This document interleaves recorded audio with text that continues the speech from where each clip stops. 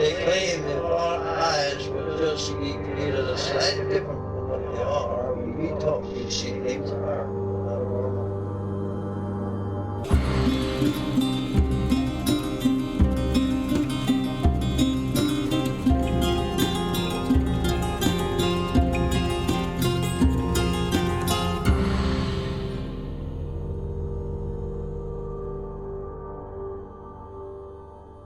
Welcome to Strange Familiars. How are you doing tonight, Allison? I'm okay. Got a really interesting show tonight.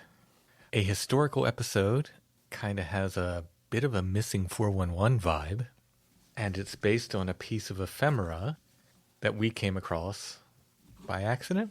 I don't know if by accident. Serendipity. Yes, it all started with a piece of ephemera we found in one of our digs through the local ephemera mines. We were deep in the ephemera mines. I think someone had approached me to do this story in the past. You know, they sent some information. I looked at it. I was like, yeah, that would be cool. And I just filed it away as one of those stories like, yeah, someday. Mm-hmm. But then we found this book and it kind of brought it right back up to the front. Before we get to that, I want to mention our Patreon, which is the best way to support the show if you want to help us out. If you like Strange Familiars, if you like the content we make and you want to get more, the best way to help us is to become a patron at Patreon, patreon.com/strangefamiliars.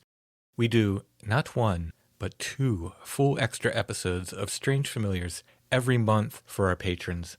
On occasion, we do more. There are multiple tiers of support at Patreon, but whatever tier you go in at, you get that extra content, those extra shows, and you help us continue to make Strange Familiars. Again, it's patreon.com/strangefamiliars.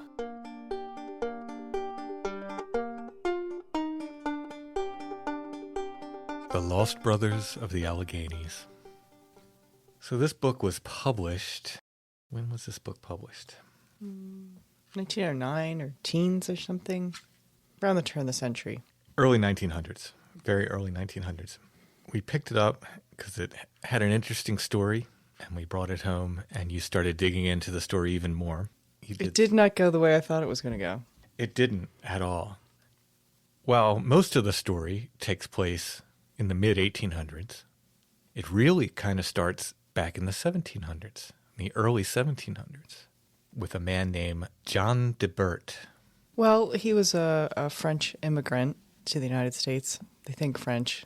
I've also heard them say Holland, but I'm thinking probably not Holland. It's probably some sort of bastardization of what it means to be Dutch around here. Mm-hmm. He's either probably French or French-German, Huguenot. So he's one of the really early immigrants to Pennsylvania. In fact, he's so early that he actually is the one who founds a fort, a trading post near the Juniata River. Yeah, that's kind of middle of the state. At that time, that's way on the frontier. Yes, in fact, they were the first white settlers west of the Susquehanna River. Okay. So this is 1730s? Mm-hmm. Yeah, there was not a lot out there. This story, whether it's in the 1700s version or the mid-1850s version, all takes place in Bedford County, kind of close to where like Lake Raystown Resort is. Okay. That's probably the closest thing that someone might have heard about if they're from this area of Pennsylvania. Otherwise, for everyone else, it's kind of in the middle of nowhere. Yeah. It's west of here and west again of Michaud. So for people who kind of have a vague map of Pennsylvania and where we are. So what was his deal? So he was a trader, and not the one with the T, the one with the D. And because he was married to a woman of Native American heritage, they were pretty insulated from potential rivalries with Native American people in the area for a while. But he and his wife and 7 of his 12 kids were murdered by one of the local Native American tribes. Yeah, I think they said it was during the French and Indian War. Yeah, just at the start of the French and Indian War. Somehow, miraculously, 5 of his kids, 3 boys and 2 girls, survive the murder. They had 12 kids on the frontiers. In the middle of nowhere. At a trading post, essentially. Wow.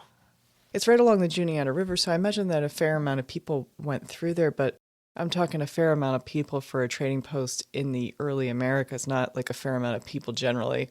This kind of reminds me of like when you were a kid and you lived in such an area that if a car drove down the road, it was like a big deal. Like everyone would go to the windows.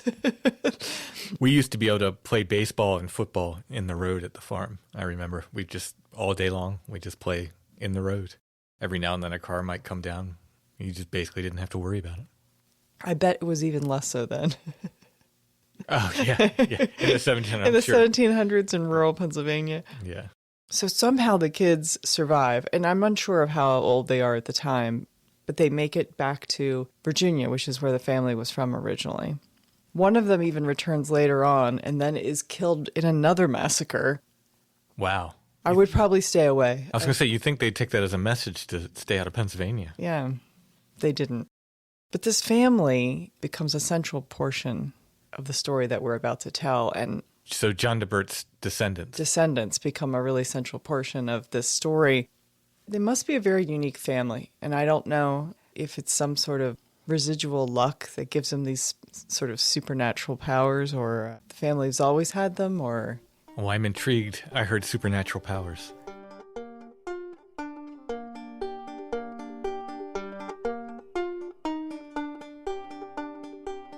So we're going to jump from 1730s, more than a century later.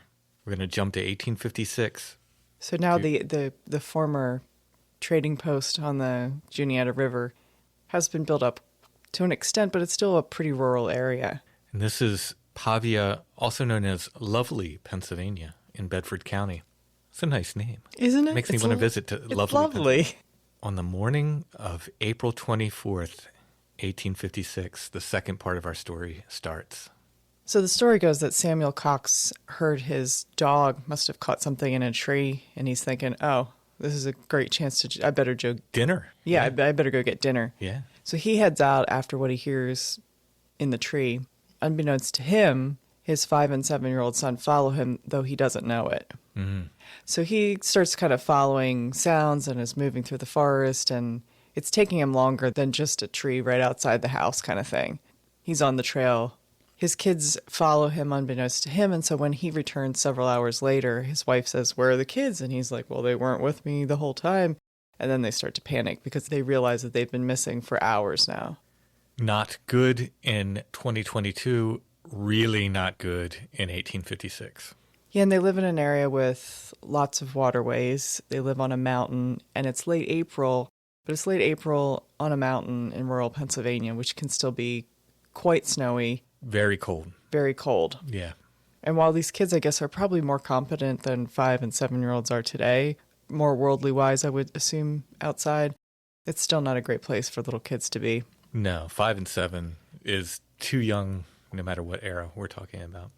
So this starts a massive search for the kids. Luckily, members of the town are very interested in helping them find their kids. And so they start lighting fires so the boys will see them all around the woods, thinking they'll go towards them. Mm-hmm. At one point, they see footprints in the snow. They think they know where they went, but they can't find the tracks anymore. To me, it always seems impossible why you can't find little kids. Like, are they really on the move that fast? Have they traversed that much land? Like, how can they get away from you? Are they scared so they're hiding somewhere? Are they being quiet? Like, how is it that what eventually swells to be 500, then 1,000, and then they're purporting that there were 5,000 people at one point? Were there even 5,000 people in the area to go? Well, see, that's what I wondered about, because we looked today and they said in one of those little counties there were only 285 people there today. In one of the townships. Yeah. Yeah, today there's only, yeah. So that might be a slight exaggeration, but there was a lot of people helping. All hands on deck as far as who was there was out helping to look for these kids. So, as the story normally goes, guess who they started to blame first? Well, given that it's an old-time newspaper, Yeah. I'm going to say the gypsies. Yes. And, we were always saying this and using the terms of the era. We Yes, not mean right. No offense meant by that. to travelers or Romany people, or we're just talking. And we know that's an old-fashioned name, but that is the name they referred to in the paper. And I also almost wonder, too, if they really were people of it, if they were just people they didn't know. They just referred to anybody as gypsies. Certainly any traveling people were gypsies, according to the old-time papers, yeah. So here's a new one. another possibility of people who might have taken the children. You want to take a guess? Tell me. Catholics. Only in Pennsylvania. There's been a recent influx of Catholics in the those area. Dastardly Catholics. And they had set up a boys' home, and they were afraid, some of the people in the town were afraid that the Catholics had taken the children so that they might become nuns. I guess they had no clue of what some basic tenets of Catholicism were, including the fact that little boys can't become nuns. You never know what they're hiding under those habits. It's true.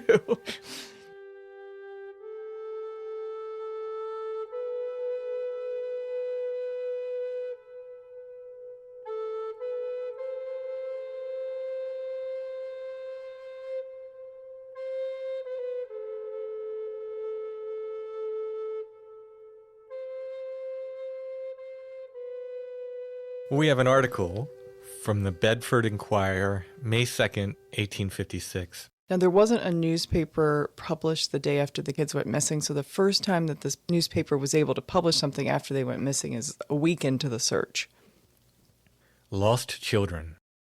On yesterday, Thursday week, 2 small boys, children of a Mr. Cox, a very worthy man, one 5 and the other 7 years old, living at the front of the Allegheny Mountain in Union Township in this county, strayed away from their home and have not yet been discovered. They left in the morning, and their absence was not noticed for a couple of hours after. The father started after them, but could not see or hear anything of them. This is a very wild section of the country, and in places almost impassable from thickets of trees and bushes. Nearly every day since, there have been from 500 to 1,000 people, men, women, and children, from that portion of Bedford and Cambria counties, on the hunt. They have a surveyor along and hunt in circles. They have examined the country for many miles. On last Monday, about 10 miles from the parents, in the wilderness, children's tracks were discovered, but they could not be followed but a short distance. The children may yet be alive, as there are a great many chestnuts and beech nuts from last year on the mountains. The most cause of fear is from wild beasts, as there are wolves and wildcats in that region, and at this time of year are said to be quite ferocious. The people are quite excited and determined not to give up the hunt until they are found dead or alive. Some of the citizens of this place are talking of joining the hunt, and we hope a large party may start out as the people there are almost exhausted. This is truly a heart-rending occurrence. The following letter from Mr. William Griffith, a kind and benevolent gentleman of Union Township, was addressed to Mr. Fred Beagle of St. Clairsville on last Saturday. Mr. Beagle, please urge upon all who care to join in the search for the lost children at the head of George's Creek. It is now pretty certain they are on the mountain beyond King's Cabin, and unless greater numbers engage, it may take till next week to find them. I trust that it is not to be supposed that there is so little humanity to the people of our county as to suffer those children to linger out a 9 days' death by starvation. Arouse the community to search day and night till they are found. Yours, William Griffith. Since the above was in type, we received the following letter from Mr. Griffith by the Wednesday evening's mail. Lost children, not found yet. The 2 sons of Mr. Samuel Cox, one 5½ and the other 7 years old, who were lost in the woods in our neighborhood on Thursday morning last, are not yet found. Business is entirely suspended, and all the community engaged in the search. The assistance of our friends at a distance is earnestly solicited. Mr. Over will please publish the above and oblige. William Griffith, April 31st, 1856.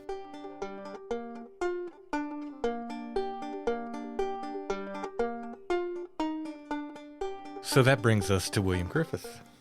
He played a part in this, more than just writing the newspaper. Yeah, he kind of acts as like the liaison between the family and the newspaper.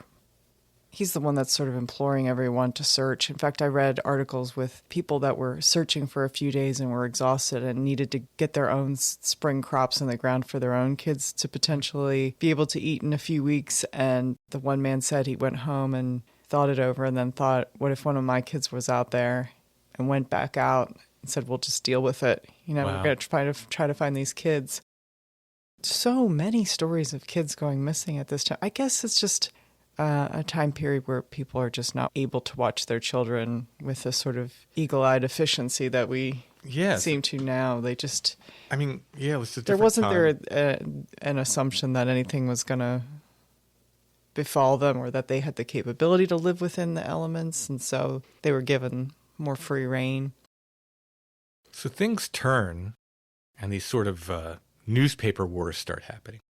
Yeah, William Griffith becomes sort of the rallying point as one newspaper tries to defend his honor against the other. They call them Know-Nothings, which was the party, like sort of a working class party at the time. They're not called Know-Nothings because they didn't know anything, but because when asked, that's how they were supposed to answer, that they knew nothing about it. Okay, all right. So that's where that comes from. But they were also militantly anti-Catholic, and so there's this anti-Catholic contingency that is spreading.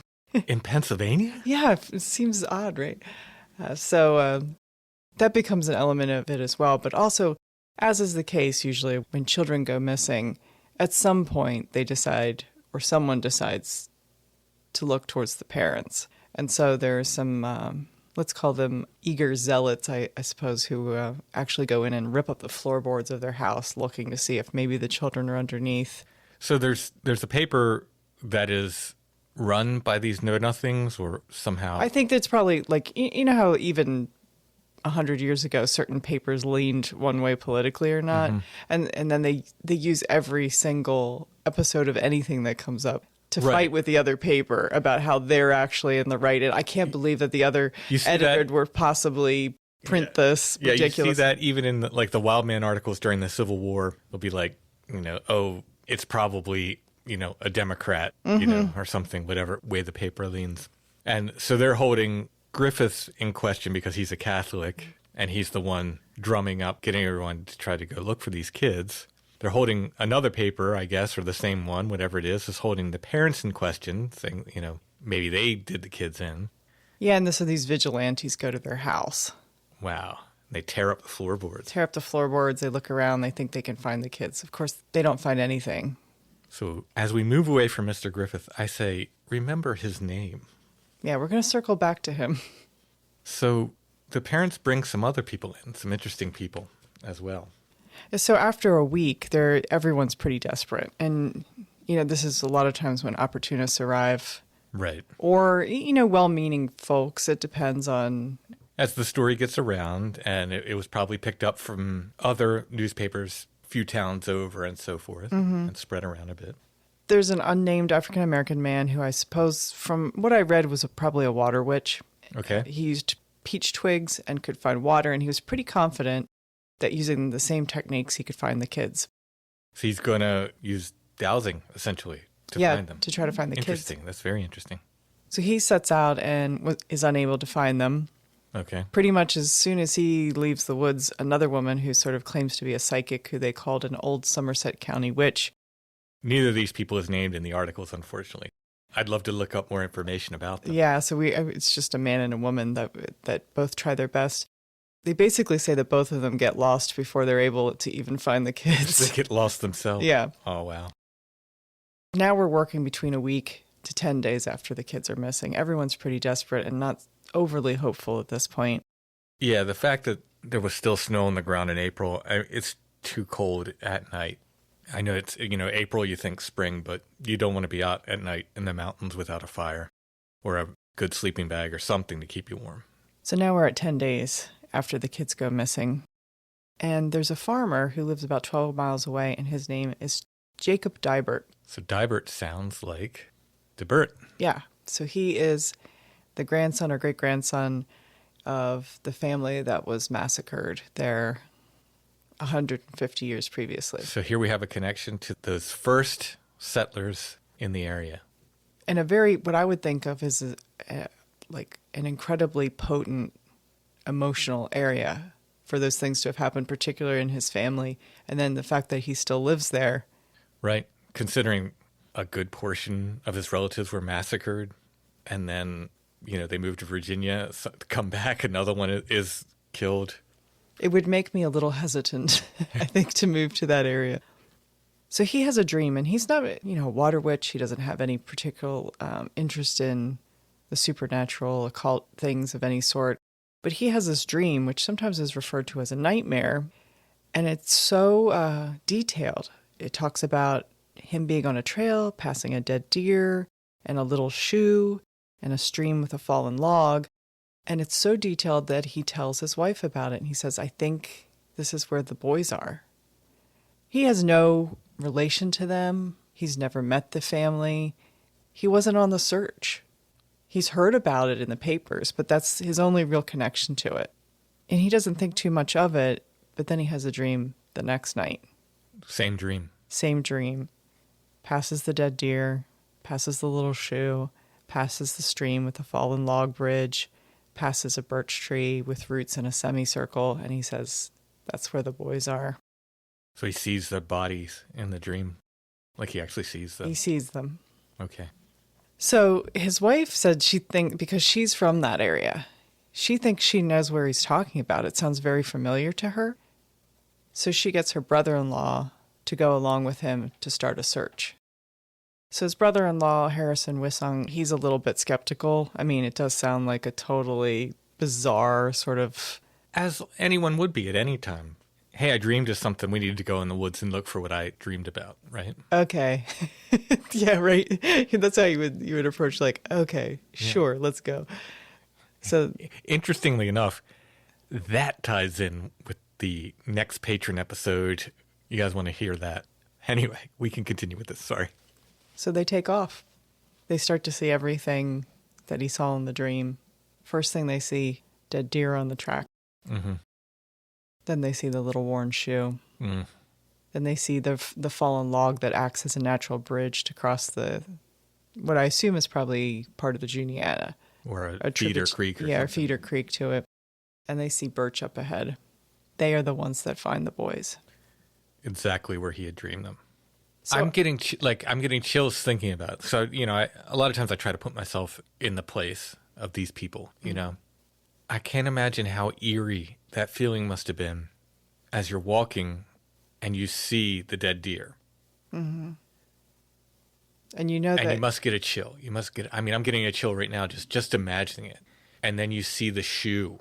They don't say if the shoe corresponds to the children. In fact, they kind of get the impression that it doesn't. It's just something he sees. Just a marker along the way. And then you see this log crossing the creek.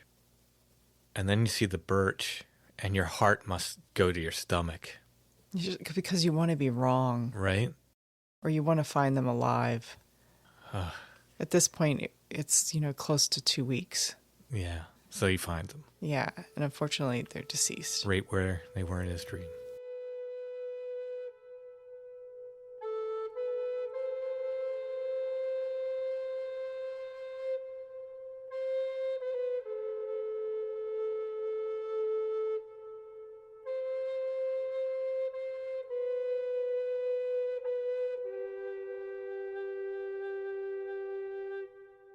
So 50 years after the deaths of the little boys, they gather enough money for a monument for them. Okay. And every year, and I'm not sure if they're still doing this, but for years and years and years, every year people gather, they go over the stories, they talk about Jacob and his dream, they talk about the two little boys, and they have sermons, and people basically just kind of talk about this time that is so incredibly important in the history of this area. Sure, yeah. People love this story, and they tell it again in the newspaper. And this is from the Everett Press, which is a local newspaper, from 1906, where they decide to tell the whole story over again for everyone. Okay, so this is 50 years later. 50 years later. The time they're putting on the monument. Yeah. I thought it was such a well-written account and does so much to really sort of set the tone of what it must have been like to be in that area at that time that I thought we would just read it. To the stranger who happens along the wild country roads, and there are wild country roads in Cambria and Bedford counties even to this day, it will be apparent how it was possible for two youngsters of such tender years to get lost in the mountain and waste away their lives while wandering about in search of home, food, and parents. If the stranger has been in Bedford County in the vicinity of Spruce Hollow more than 24 hours and has driven one of these mountain roads, it is safe to assert that he has thought of the story of the Cox Children. If he has much past the 50-year mark on life's journey and has lived east of the Mississippi all his life, He will recall the exciting incidents of the 14 days the two little ones spent in the mountains before they were found. Perhaps he'll drive along, musing upon the grandeur of the scenery about him, and wonder why the mountain's vastness could be so beautiful, yet so cruel as to claim without cause or reason 2 young lives. His horse may also muse and go slow, that night makes it necessary for him to put up at one of the many comfortable farmhouses near the scene of the Cox Children's most unfortunate and pathetic episode. He'll be received with a hospitality which rivals that of the famous FFVs. I'm unsure what that is in reference to.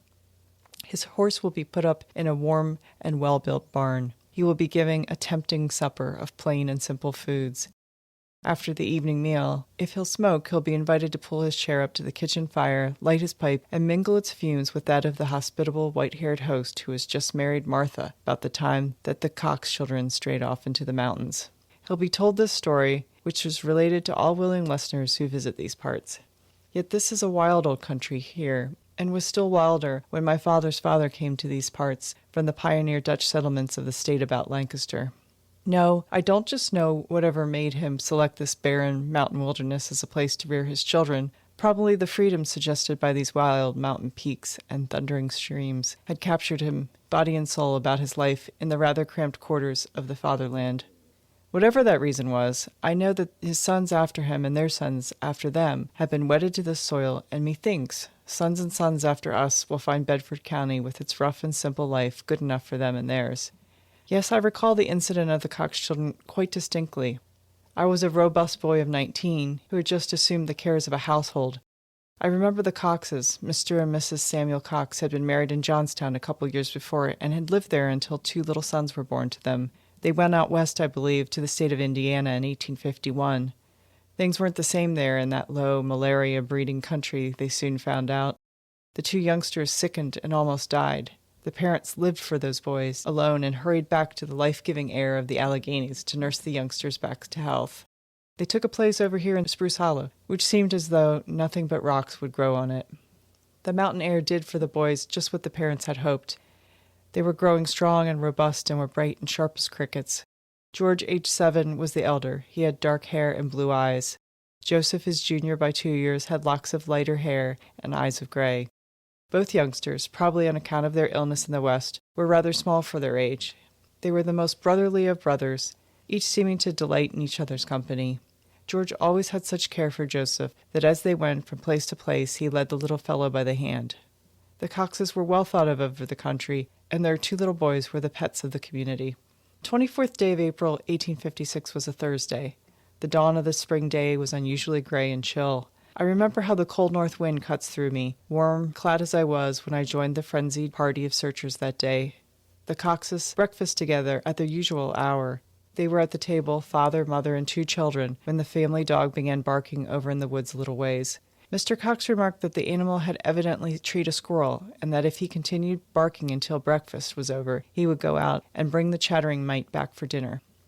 The barking did continue, and Mr. Cox shouldered his gun and started off into the woods, leaving his wife and children at the breakfast table. He didn't get the squirrel, and returned to the cabin by a different route from the one he had taken. When he got home, he casually inquired for the boys.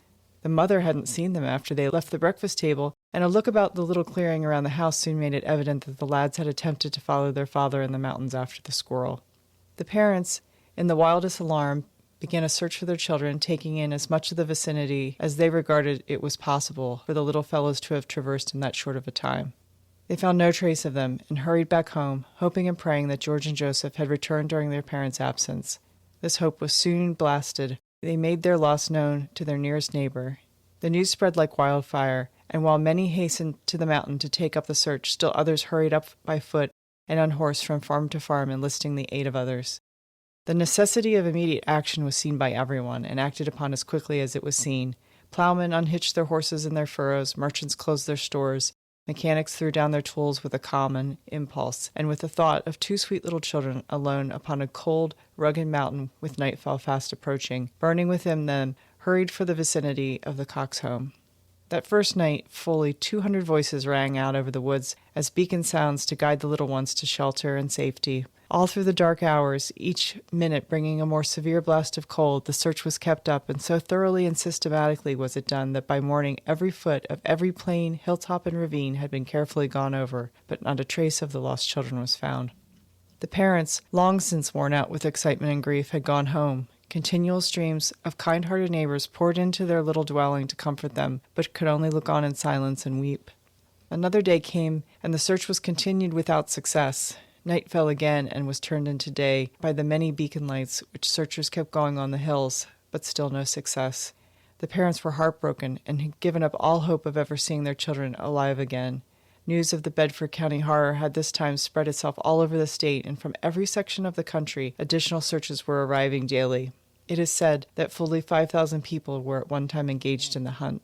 For hours, without food or sleep, these willing people trudged the mountain over, tearing their own clothes in the brambles, scratching their hands and faces on briars, but never complaining, thinking only of the two little babes. As in the somewhat parallel Charlie Ross case, you'll remember that because we talked about that previously. The Strange Familiars Lost Charlie Ross episode. There arose the heartless accuser, who intimated that the parents had murdered their own children. I remember him well, and the indignation of the thousands of people who heard his accusation. He got away from Spruce Hollow with a few kindred spirits just in time to avoid a coat of tar and feather, if not a lynching. Giving the woefully lame reason that the parents had killed the little ones with the idea of securing money from compassionate neighbors, this false accuser insisted upon taking up the floor of the Cox cabin and digging at several places where the family's supply of winter vegetables was cached. He vanished from the scene almost as quickly as he came, but not before he had wrought terrible havoc upon the hearts of grief-stricken parents. It was one day, shortly after this terrible accusation had been exploded, that one of the most promising clues of the entire search was found in the shape of tracks of the children in the sands of the mountain, about 10 miles from the Cox home. 10 miles! The news of finding these tracks spread as rapidly as had spread the news of the loss of the children, and soon hundreds of searchers had gazed on marks which were unmistakably those of little shoes that had started off again with fresh enthusiasm. Their high hopes were soon dashed to the ground, however, for the tracks lost themselves in the depths of the forest, and the faithful hunters were more discouraged than ever. During these 3 or 4 days which had elapsed since the children wandered away from home, the search for them had been carried on. Each day it had been the custom to appoint a captain to direct and lead the work. Like skirmishers, the vast party was thrown out across the mountain and proceeded carefully, scanning each foot of the way, looking at the base of each tree, and investigating each nook and cranny which might offer the children shelter from the spring's cold and rain. These careful efforts should have been attended with some results, but were not, and the minds of some of the searchers began to turn to witchcraft and sorcery, commonly believed in those days as the only way left to be tried. Coxes were opposed to all forms of witchcraft, and their neighbors and sympathizers who were helping in the search respected their wishes that more sensible methods be pursued until every effort to find the youngsters had proved unavailing. Then they hunted up the dealers in the things of the future. I like that phrase. An old man who lived in Morrison's Cove not far away had established a reputation as something of a magician, and that he had been able to locate water with a peach twig. He was confident that he soon could lead the way to the lost children, but the peach twig refused to work, and he had to abandon the search in favor of an old Somerset County witch whose spells and charms were said to be able to sway the country for miles around. With mutterings and motions, she started hobbling up the mountain on her staff, a whole crowd of people at her heels. On and on she went, resting here and there and claiming that she was on the right road and that she could already see the lost babes. Eventually, she was forced to admit her deception and say that she too was lost in the mountains. Those with her lived in the locality, got her to the Cox home, and then sent her on her way. It was on the 10th night after the children were lost that a hand unquestionably stronger than the human hand was stretched out to help the suffering Cox family, who had long since felt certain that their little sons were dead, but could not reconcile themselves to the tots lying in an unknown place in the mountains, the probable prey of wild animals. The supernatural influence worked through one Jacob Dibert, who lived some 12 or 13 miles away from the Cox home. He knew little or nothing about that section of the mountain and had taken no part in the search for the lost children. On the 10th night, however, he dreamed that he was out on the mountain alone looking for them. In his dream, wandering, he came to a dead deer. Further on, he came to a little shoe, and next he came to a large stream over which, at one of the narrowest points, a fallen tree had made a natural bridge. This, in his dream, he crossed and entered a little ravine through which a small brook tumbled down from a mountain gorge. Out along this stream, Mr. Deibert dreamed he wandered until he came to a large birch tree whose roots spread themselves about in a semicircle, and in this semicircle, lying on the very edge of the brook, the dream figures of the lost children lay cold and still in death. Mr. Deibert was not a superstitious person. He placed no confidence in this strange revelation. He did, however, talk to his wife about the matter, and learned that she knew of the place in the mountains near the Cox home which would fit this description of the place he saw in the dream to a nicety. The second night he had the same dream, each little detail of the search being repeated. He was more impressed than before, but still hesitant to tell his neighbors about the dream for fear they might declare him crazy. And the third night came, and with it the same dream. He came upon the same hollow, passed again the dead deer, saw again the worn shoe, crossed the creek on the same fallen log, and entered the same ravine where the mountain waters tumbled down, and just as surely again came upon the thin, emaciated bodies of the two children lying in the semicircle of the big birch tree roots. The dream could no longer be disregarded, and he arranged the next day to start for the home of his brother-in-law, Harrison Wessing, some 12 miles away, which was in the locality in which the dream seemed to say the children would be found. His brother-in-law skeptically listened to the story of the dream, then started to pick its possibilities to pieces. He said there was indeed a place like the one described some 5 or 6 miles from the Cox home in the very heart of the mountains. He said, however, that such a thing as the children having traveled that far was ridiculous. For a long time Mr. Wissing tried to dissuade Mr. Deibert from following the behests of his thrice-repeated dream, but failing in this, reluctantly consented to guide him to the place he knew of as the one seen in the dream. On the morning of the 8th of May, 1856, 14 days after the children had been lost, Mr. Deibert and Mr. Wissing started out to find them. Mr. Deibert directed the course from his dream scene, and Mr. Wissing accompanied him for fear of his becoming lost in the mountains. The first favorable sign of a particular note was the dead deer lying in the two men's path. Further on they found the little worn shoe. The creek with the fallen tree across it proved to be Bob's Creek, and over Blue Ridge they went and into the little ravine, just as Mr. Deibert claimed to have seen the way in his dreams. Gradually the country became more open until the pair could see a quite distance ahead. "This," said Mr. Deibert, "is just like I saw in my dream, and if my dream is true, we will soon be at the place. Do you see that tree with the broken top on the edge of the stream? If my dream is true, that is the birch tree, and the boys are lying at the root of it." The tree was indeed a birch tree, and at its base, in the semicircle of roots, did he find the worn and emaciated bodies of the two lost children. The little bodies were found about 11 o'clock in the morning, and the news had spread itself the country over by night in a steady stream. Interested people journeyed to the scene of the find. As each one arrived, he took a position as near as possible to the dead children and solemnly awaited the coming of the grief-stricken father. The father had to be assisted to the place, and once there, he bent over the little forms and wept bitterly. Physicians who saw the remains said the children had died of starvation some 3 or 4 days before they were found. They had evidently wandered very far. Their clothes were worn to shreds, and their bodies were thin and wasted. Joseph, the younger one, had evidently died first. George, always his brother's protector, had taken a little smooth stone from the babbling brook close by, put his hat on it, and put it under his brother's head for a pillow. As soon after the finding of the bodies as was possible, a sled was taken to the place, and the remains taken to their parents' home 6 or 7 miles away. They were kept there until the following Sunday, when they were buried in Mount Union Cemetery. Their funeral was the largest ever known in that section of the state, being attended by about 5,000 people, many of them from Bedford, some from Johnstown, and still others as far away as Pittsburgh. The remains of both children were put in one coffin, their resting places marked with a modest little tombstone purchased with the $50 reward which someone had offered for the finding of the bodies, donated by Mr. Deibert and Wissing for that purpose. The little stone tells the pathetic tale of the children's tragedy in these words: George S., born March 30th, 1849, and Joseph C., born October 29th, 1850, sons of Samuel and Susanna Cox, wandered from home April 24th, 1856, and were found dead in the woods May 8th of the same year by Jacob Dibert and Harrison Wissing.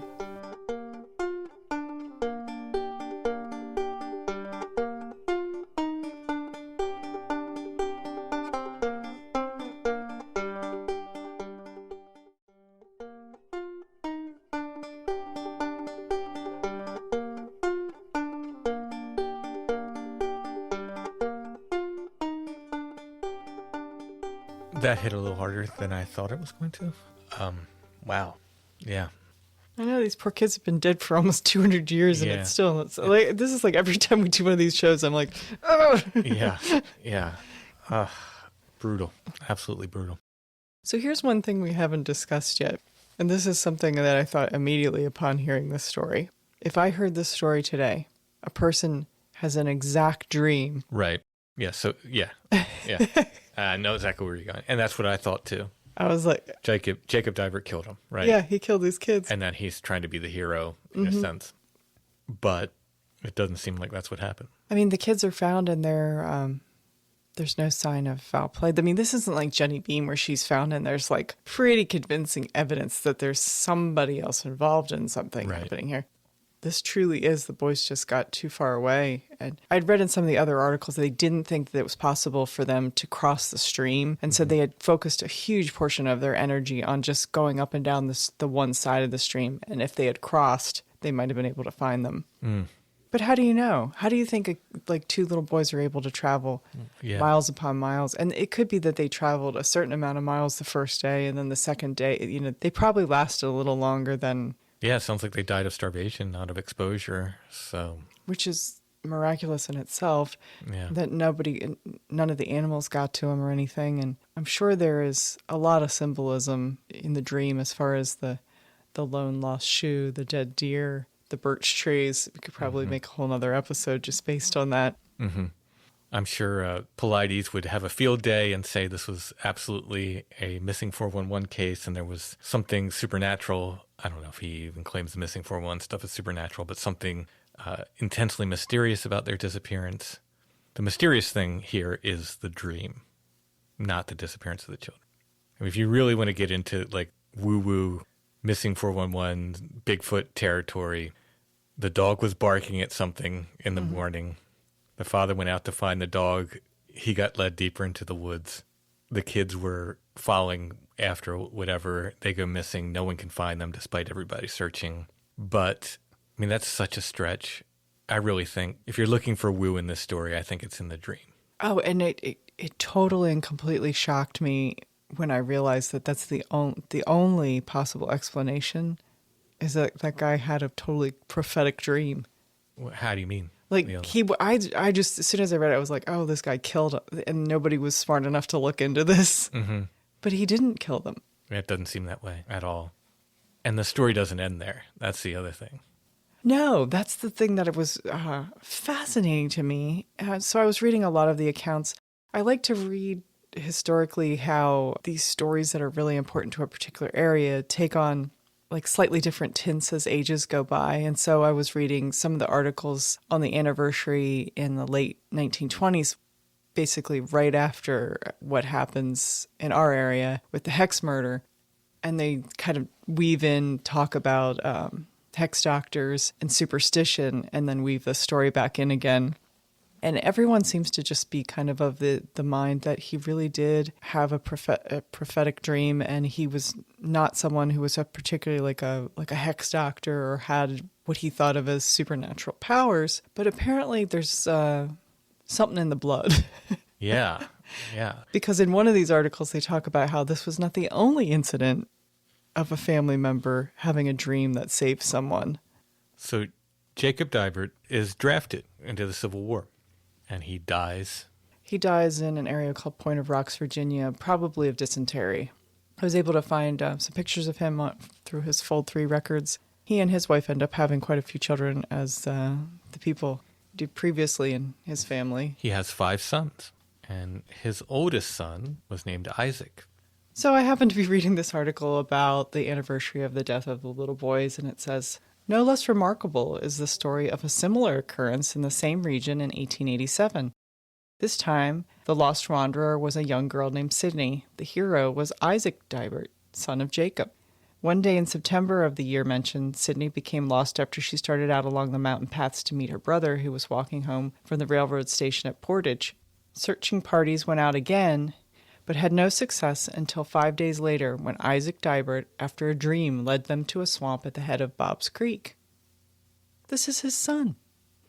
Has a dream about Jacob Dibert's son, Isaac, has a dream about another missing person, and they find her. Yeah. So I'm going to read this little story, and then I'm going to tell you who the person is that they fight.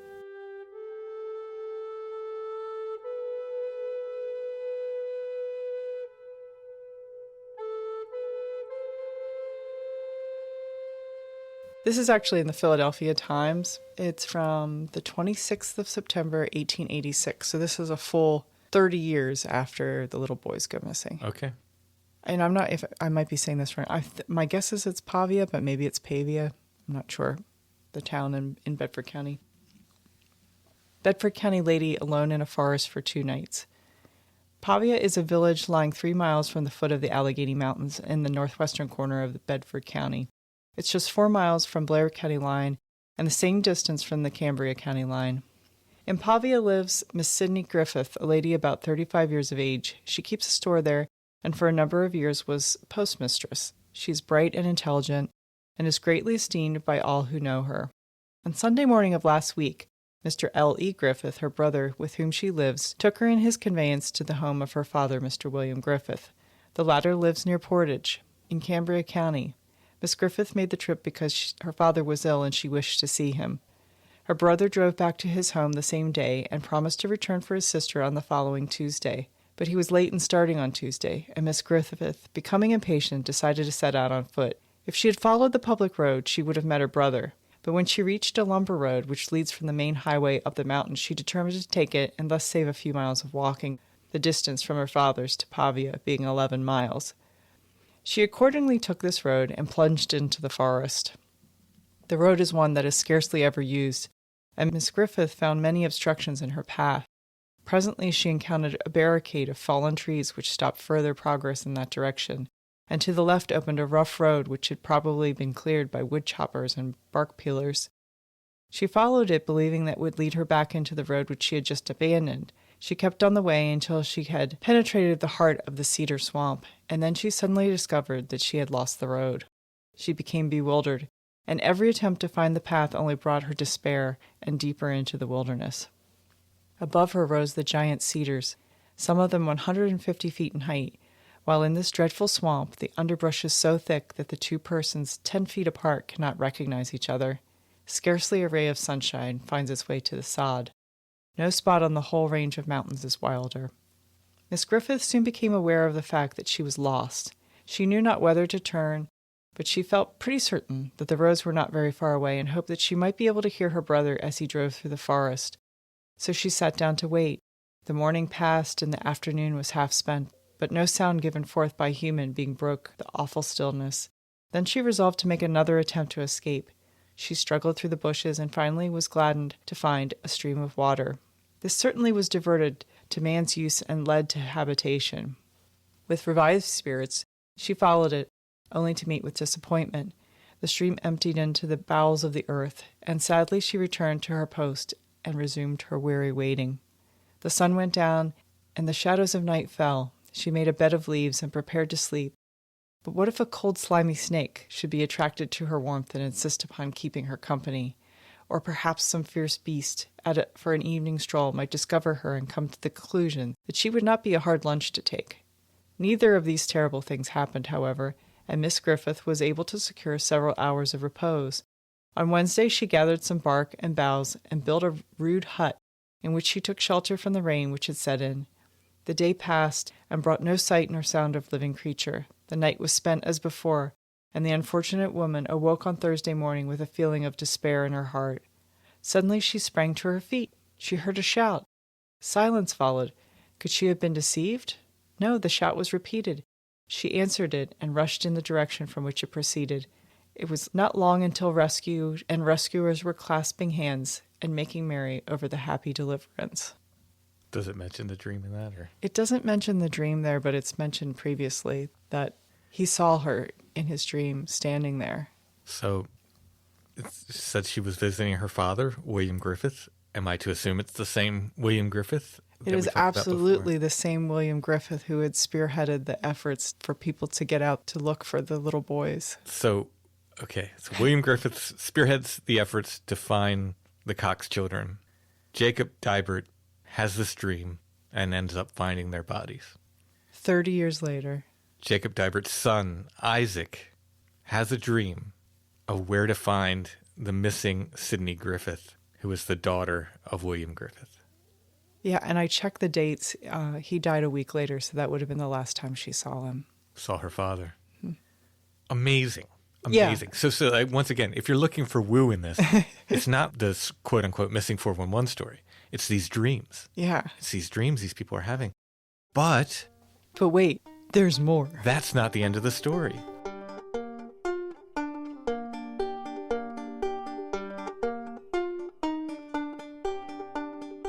Then I come upon another story of another Deibert dream that leads to finding a lost person. Same family, third time. I don't know how they're getting this information. So this comes from an article called Get Lost Was No Joking Matter in Pioneer Days. This is actually from 1952. This is the Bedford Gazette. They're talking to Henry Shoemaker, who's a Pennsylvania state folklorist. I don't know if you... We talk about Shoemaker often on the show. Okay, I know him well. Great folklorist, bad linguist. So he was talking about several cases of people going missing on the mountains at this time. And there's one little section that says, the most amazing rescue of a person lost in the woods is that of Charlie Deibert's niece. She lost her way taking a shortcut across the mountains to Johnstown, where she taught school. The night she disappeared, Deibert dreamed that she was at a certain site in the mountains, and having faith in his dream, he organized a search party and found her alive just where he dreamed she would be. So Charlie Deibert is the grandson of Jacob. 3 generations of people who have found someone through dreams. The lesson I am taking from this is, if you get lost, call a Deibert. Yeah. If I ever get lost, if you can't find me in the woods, use your genealogy skills and find a Deibert. We're going to Bedford County, and we're going to work backwards. Ask them to dream, to have a dream, because that is amazing. See, that's the amazing part of the story to me. Those children wandered off, I think. I don't think there was anything woo-woo about their disappearance. I think they went to follow their dad, they got lost, and they just kept wandering. Yeah. Over the course of a week, I'm sure they did go miles and miles and miles. But the dreams are incredible. That's the incredible part of this story, and that there's multiple generations of Deiberts having dreams of missing people and finding them. Yeah, and it's not like when they found the Cindy girl, she was dead. Right, she was still alive, and his niece was still alive, right? Yeah. Charlie Deibert's niece. Fantastic. What a treasure of stories, really. I mean, it's sad. The first one is intensely sad that these boys lost their lives. Also, it's fascinating, too, that these are also the lucky few people who witness like a horrible massacre of their family and are able to survive and prosper, and maybe in something within that are imbued with this ability.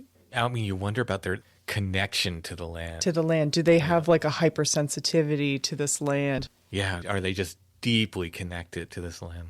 They've had that many generations of people literally giving their blood to that particular soil, whether it was theirs by any rights or not. That's not really the issue, I think. Right. It's where they lived. It's where they lived. Where they lived and where they died, and where their ancestors lived and died. Amazing story. Absolutely amazing.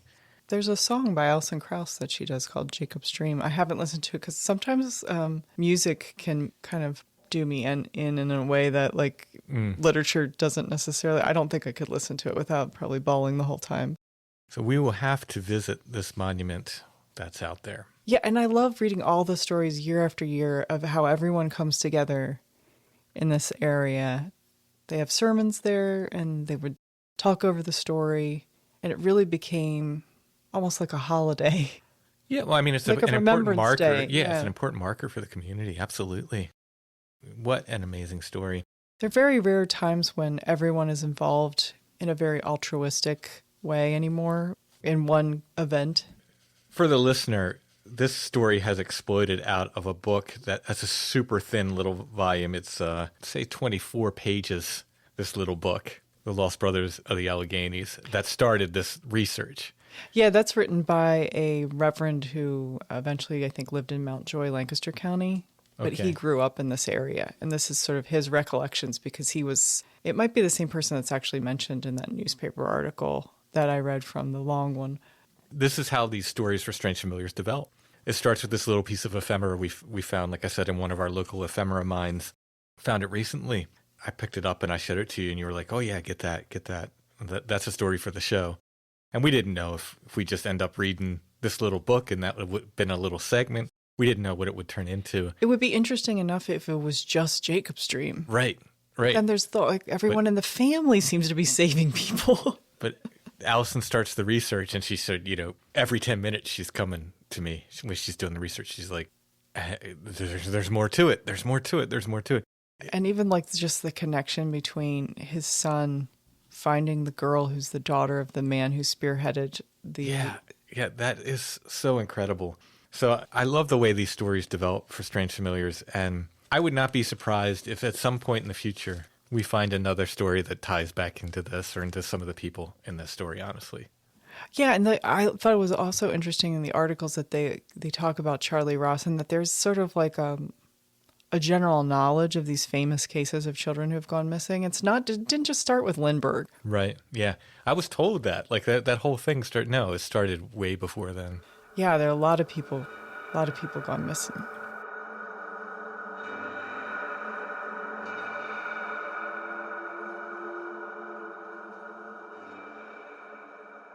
It was that pesky dog that started this whole problem. Well, he could have been finding them in their dinner, actually. Could have been a really good boy. He could have been a good boy. We don't know. He could have been a perfect puppy. Mm-hmm. But if he wasn't, they might have needed some help with that. And where, Allison, would they go if they needed help training their dog? They wouldn't ask someone in a dream how to do it. No. No, they'd go to 90 Days to the Perfect Puppy. 90 Days to the Perfect Puppy at sithappens.us. They can help you with your puppy problems. Whether it's potty training, mouthing and biting, fear and nervousness, barking, chewing on furniture or shoes or other things they shouldn't be chewing on, crate training, hyperactivity issues, leash training, and more. Whatever your problems are with your puppy, they can help you. With a relationship-based approach to training, they help you and your puppy become perfect for each other. It's not about making your puppy perfect for you. It's not about you changing. It's about meeting in the middle. It's this relationship. You and your puppy become perfect for each other. 90 Days to the Perfect Puppy has online sources like video lessons, a secret Facebook group, and of course, one-on-one options are available as well. You can find them at sithappens.us. Look for the 90 Days to the Perfect Puppy link at the top of the page.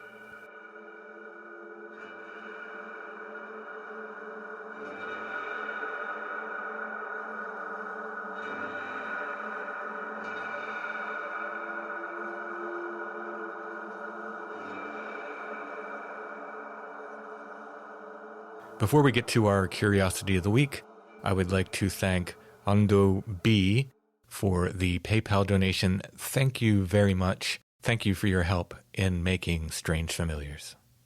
If you are interested in helping in that way, there is a paypal.me link in the show notes under every episode. You can click that and leave a one-time donation there. What is a murder bottle, Allison? In essence, they're baby bottles that had a long tube that was not capable of being cleaned. Mm-hmm.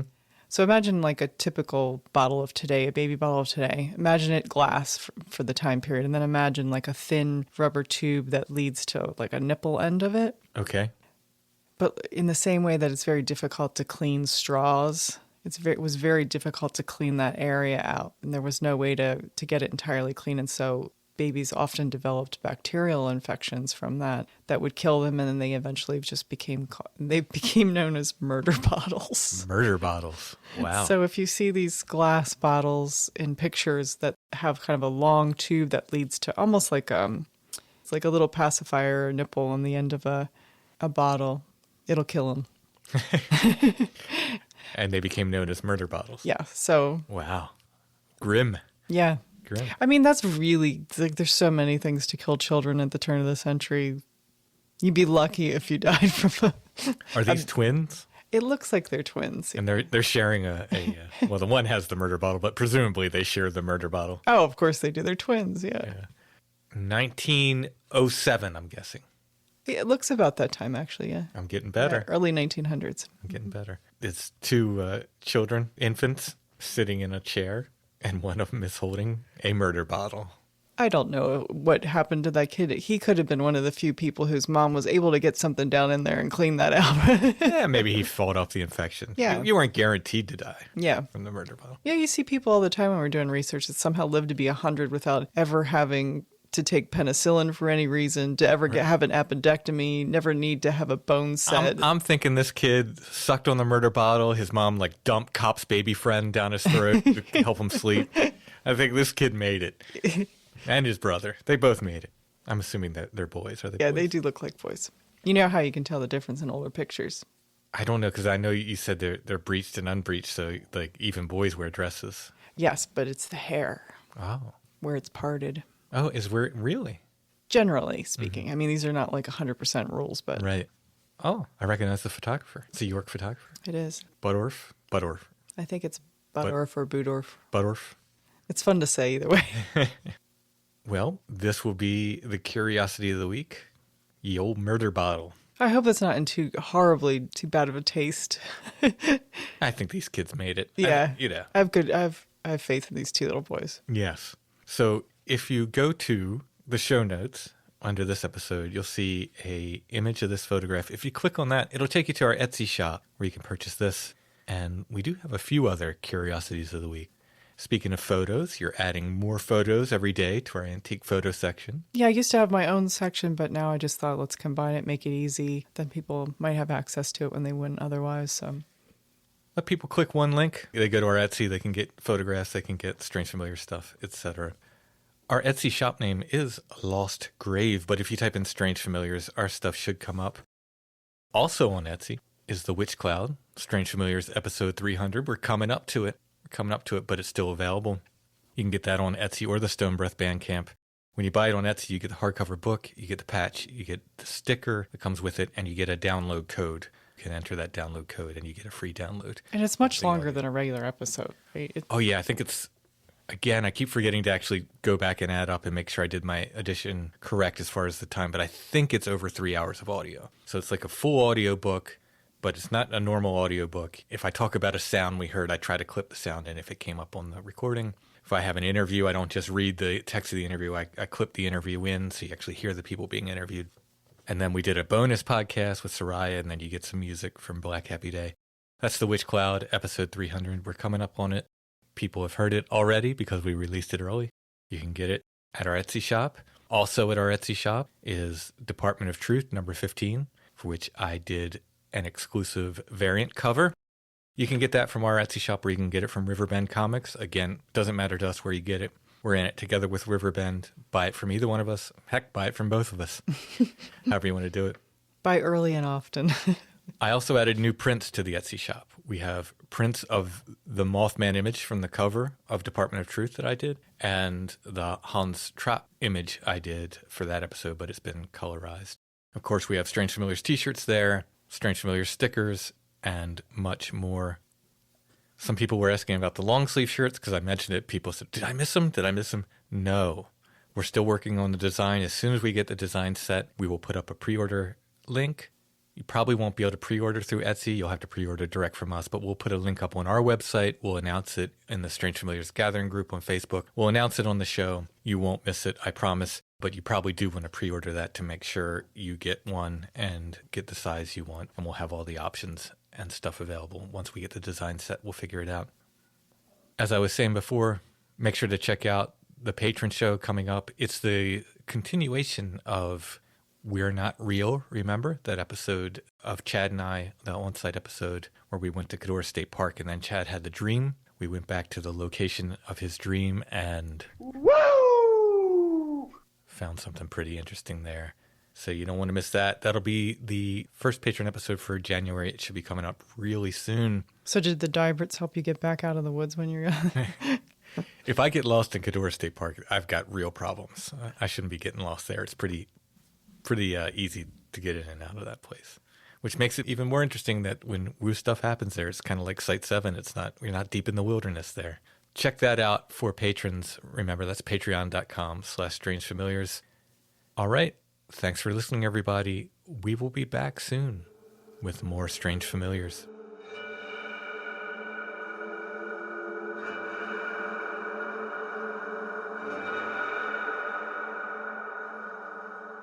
Strange Familiars is a production of Dark Holler Arts, music, books, art, podcasts, and more. Intro and background music is by Stone Breath. You can find more or purchase music by Stone Breath at stonebreath.bandcamp.com. You can also get The Witch Cloud there if you prefer to get it there. It doesn't matter whether you get it there or Etsy. You get the same amount of audio. You get the book, you get the sticker, etc. The only difference is if you just want the download of the audio, you can just get the download on Bandcamp without buying the book. Strange Familiars is on Facebook, facebook.com/Strange Familiars. You can join the Strange Familiars gathering group there. We are on Instagram at Strange Familiars, one word, and you can always find us on the web at strangefamiliars.com.